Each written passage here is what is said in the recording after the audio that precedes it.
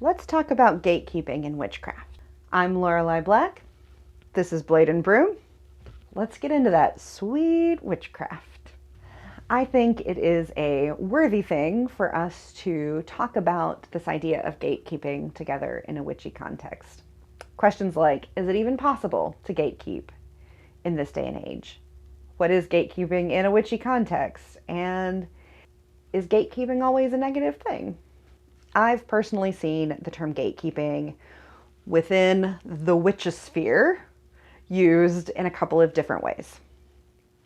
A, to describe the practice of screening potential members or participants in regards to a specific community or tradition.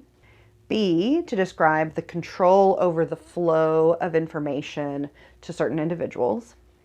And C, to describe the sort of clapback or lack of acceptance regarding the philosophies of one group or practice by another group or practice.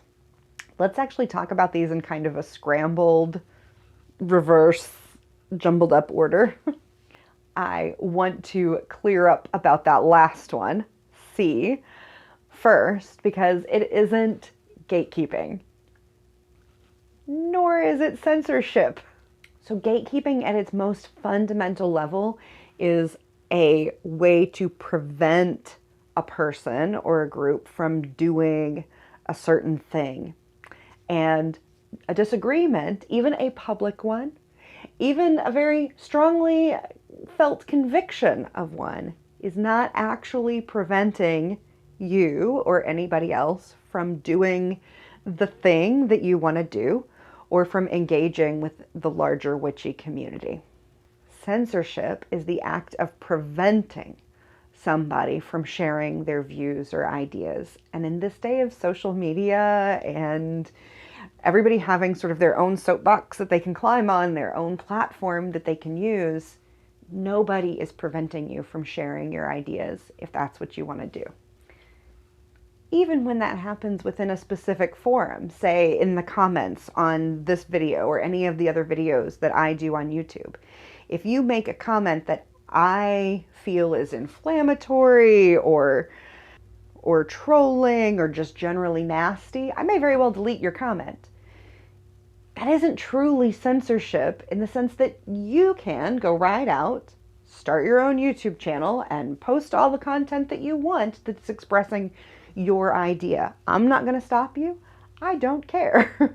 Now, don't get me wrong. I don't particularly love being told that I'm wrong or that somebody disagrees with me, right? Like, I think it's human nature that we don't enjoy that level of conflict or that level of criticism of our ideas and the thoughts that we're putting out to the world. It's a vulnerable thing.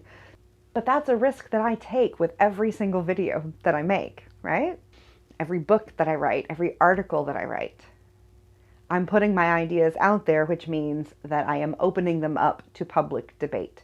Now, whether or not I engage back in that debate's a whole other issue. But if you display your work in the public arena, that is the tacit agreement that other people then have the opportunity to engage with that work. And engaging with the work doesn't always mean accepting it or liking it. Sometimes it means pushing back against it. Anytime we put our ideas out there, someone in the world, potentially somebody that's going to see it and somebody that's going to want to engage with it as well, is going to think you're wrong. Somebody's going to think you're wrong or crazy or stupid. It doesn't mean that you are. It doesn't mean that you're not. Some of those folks are going to tell you so in the public arena. We have a few broad, generalized choices ahead of us when that happens to something that we've personally put out into the world. We can engage seriously with that comment, consider it thoughtfully, weigh its merit, and possibly grow or change in our philosophies or our ideas. Or possibly not. We could reject those same things after thoughtful consideration, if thoughtful consideration is the way we go. After all, That thoughtful consideration might prove to us that we were right in the first place, that our philosophies are what makes sense to us after all, that they've been now tested and come out victorious, at least in our own mind. And that's a useful thing to do, because having a better understanding of why those things make sense to us sometimes doesn't actually occur to us until we've had to defend it, whether we're defending it in our minds or defending it again within the public sphere. The other broad general category of thing that we can do is ignore it. We don't have to engage with somebody that disagrees with us and that is doing their best to make Swiss cheese like holes all in our thoughts, our philosophies, our content. We can choose not to engage, which I feel like sometimes in the world of social media, like that's just a bold new concept of like, I'm not going to reply. What do you mean? And by going with this path that is less conflict filled, we can happily just continue sharing our own thoughts with the people who enjoy it and who get benefit from it. Both of those general ways of responding are perfectly valid and good. We can also make choices that are not necessarily as good or healthy. We can lash out, we can give up and walk away, or just generally engage in toxic behaviors that make us all, I don't know what this word is right now, but that lashing out, that giving up, those toxic behaviors hurt us and hurt other people without necessarily doing anything to refine the actual ideas that were being discussed or our interaction with those ideas in our own personal world. Whatever you choose, the choice is ultimately yours, and nobody can stop you from responding that way. So let's go back and talk about the keeping someone out of a group or controlling the flow of information versions of gatekeeping. I would agree that these are indeed legitimate versions of gatekeeping, but that they aren't always necessarily a bad thing. And that additionally, there are many instances where the gate isn't truly even able to be kept, particularly within a witchcraft type of setting. So let me explain that by addressing the next two concepts. Is gatekeeping in witchcraft really even possible these days? In all the ways that matter most, no, it is not actually possible to gatekeep witchcraft. A person can declare themselves a witch, study and practice witchcraft, and engage with the local, regional, global witchcraft communities, regardless of somebody else's permission for them to do so, which means there is no gate there. There's just not a gate, much less a gatekeeper. Truly, nobody can allow you or deny you to practice witchcraft. The information's out there. The power is out there. The rituals and the practices have been written about, filmed, and infographicked. There are public events and every manner of discussion group, online and offline, where you can engage with both the material and the community, the people. Really on like every conceivable craft path or practice. Now, on a smaller level, yes, absolutely, you can be kept from joining a specific group. And that can happen for all kinds of reasons. Maybe your philosophies. Maybe your philosophies aren't aligned. Maybe your behavior has been outside of the code of conduct for that group. Maybe you've drawn the ire of a particular member or a group of members within the larger group. Maybe you don't meet some identity-based characteristic that is required as a qualifier for membership within that group. That last one's kind of a tricky one, so feel free to skip ahead a little bit if you don't want to hear my thoughts on it.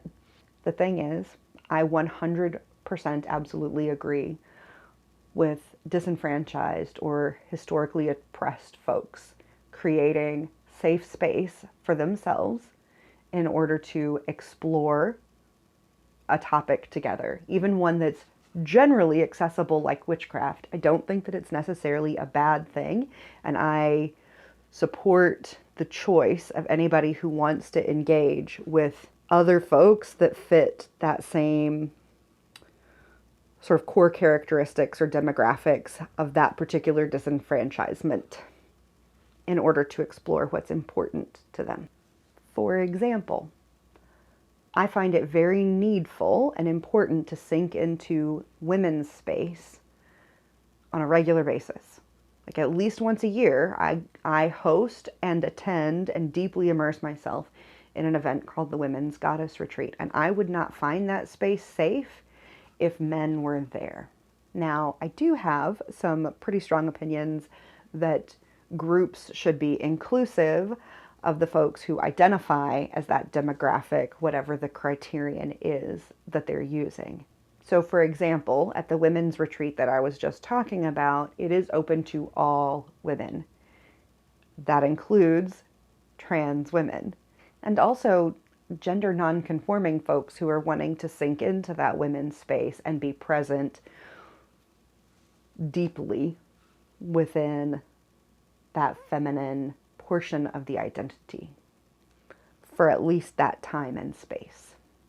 I guess what I'm trying to say is that it is not for a second or third party to determine the identity criterion of a person that's trying to participate. You don't get to tell me if I'm woman enough to join a women's group, and I don't get to tell anybody else that either. Stop here if you skipped the identity portion of the conversation. There are also a host of traditions and practices within what I'll call the witchosphere that are closed practices, which means that you're either born into them or you're initiated into them. Some of those closed practices are linked to specific cultures like candomblé, voodoo, brujeria, and some are more accurately termed mystery schools and can exist either within or outside of cultural traditions. If you're not born into these practices, there's usually still a method of approach or a path toward initiation into them, if you're sincere in your desire to learn and work within the parameters of that tradition. The pill that is really hard to swallow for a lot of folks regarding closed traditions is that if you want to gain access, you have to submit to the criterion at every step of the process. And those rules and criteria aren't developed by you. They're developed by the elders, the leaders, or just generations of traditional practice. But you have to submit to those rules and criteria if you want to be a legitimized card-carrying member of that tradition. And further to that, if you have not genuinely participated in the tradition on its own terms, then you're not really a part of it. Number 3, is gatekeeping in witchcraft always a negative thing? I would obviously argue that no, it isn't always a bad thing. Again, I don't think it's necessarily possible to gatekeep witchcraft as a whole. Witchcraft as a whole isn't a closed practice. Too much information on too large a scale has already been disseminated and shared with the public. That horse is out of the barn. Communities and individuals should absolutely be able to protect themselves against abuse in every sense, i.e., to screen out folks who threaten the physical or mental well-being of our people. We need to be able to screen out those predators and antagonists from both our online and our in-person groups. And additionally, traditions deserve the opportunity and the ability to screen out folks who are just idly curious, collecting degrees, attempting to use the work to profit themselves, or just generally aren't well aligned philosophically. They also deserve the right to determine who is ready for information at which step of the process within their tradition, according to their own guidelines. And I think that's all I have to say about that for today, friends. I'm looking forward to hearing your thoughts in the comments below. Feel free to bring up ideas about gatekeeping that I have not addressed or that you have experienced in some other way, or just that you're curious about. If you're hankering for another hunk of witchy goodness, just check out this next video that's coming up in the recommendeds. And I will see you here next week. Bye, friends.